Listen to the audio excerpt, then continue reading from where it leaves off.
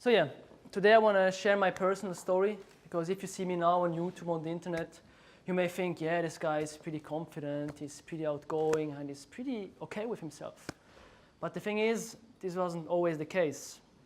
When I was born with a handicap. My left foot is 7 shoe numbers shorter than my right foot, basically. Because of that, I was never able to do sports properly when I was a young guy, a teenager. I had self-esteem problems. I was never one of the cool kids, as we would say that. So then I had self-esteem problems, and I was also a bit chubby. What I decided to do then is I wanted to lose weight, you know. I wanted to look like all the other guys, like they get approval from other people. And I started to work out, you know, to do these sit-ups, to lose weight. To lose weight pretty quickly, actually, which you will see on the next slide. And yeah, then I had to get the leg surgery because of my handicap. And they were not sure if they can make the surgery because I was so skinny. So now I remember, I had to go on a scale at 8 in the morning before the operation, and I went on the scale, and with clothes I weighed 42.5 kilograms with clothes. And then my doctor came to me and he told me, yeah, you are anorexic. You need to change, otherwise you will die in a couple of months. And this really hit me hard because I was just 15 and I'm a guy, because it's like a disease most girls have. So I was like, shit, I need to change something. And then I went to a psychiatrist, and the psychiatrist told me, yeah, just go to the gym, work out, get healthy, get some confidence. I went into the gym, and the funny thing that happened then in the gym, I realized, oh, I'm like anybody else in the gym, you know? Like on the football court, for example, I was like this weird guy with the short foot. But in the gym, I was like all the other guys. And I knew back then, as a 16-year-old dude, that's the one shot I have. If I can handle this, you know, all these people watching at me, all this social pressure, with like 42 kilos, I can handle everything.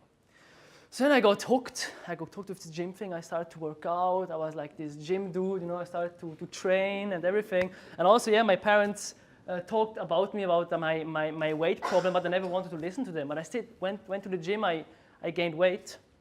I got hooked. And after 4 years, I had my first photo shoot, which you will see in a couple of slides, because I'm actually too fast.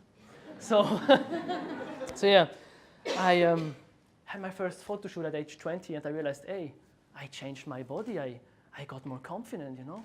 What can I change next? Then I realized, okay, like let's Google, you know, personal development, how to get more confident, all this stuff, NLP stuff, you know what I'm saying? And then, like, at the same time, I found these books, you know, like Anthony Robbins, like Eckhart Tolle, The Power of Now, Dale Carnegie, all these guys. I started to soak this stuff up. Like you said, I teach myself speed reading to soak it up even more. And then, yeah, you see like some shooting pics I had. I was really hyped. And then I realized something. Like some years ago, I realized, hey, shit. It's not the opinions of other people that shape my destiny, you know. It's not my past that shapes my destiny. It's just the one decision I take. And at age 16, I realized that really quickly, and I took this decision to change. And if I talk about this, you know, like it's a cool thing, like to talk about, yeah, make just the one decision, and then you change, and everything is fine. And then you see in real life, you see all these people just saying, like myself, you know, just believe in yourself, and everything will be good. Just believe in yourself, you know, all this stuff. But this makes me a bit angry, because then you look at these guys, that tell me that, or tell other people that.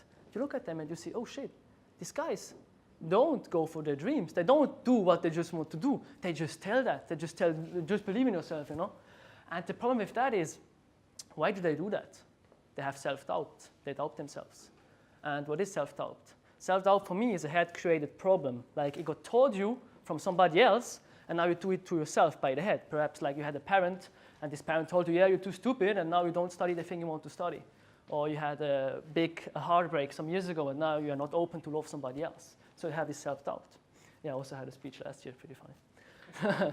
So you have this self-doubt. And how do you overcome that? The thing is, you cannot overcome self-doubt by the same way you created by the head. You can always overcome it by taking action. And I realized that at age 16. I also realized that right now when I had this speech, because Mickey told me 2 days ago, you want to have a speech? And my heart told me, yeah, dude, just do it, share your message. But then my head kicked in, you know, all these thoughts you have, like you're not good enough to talk about that. You are too young, nobody will take you seriously. You're not experienced enough. Your English is not good enough and all this stuff. But I still did it because I knew I can just overcome that by taking action. So the invitation I want you to give is, what's the one thing you need to do? What's the one burden you have in your life? And really, after my presentation, go out there and do that.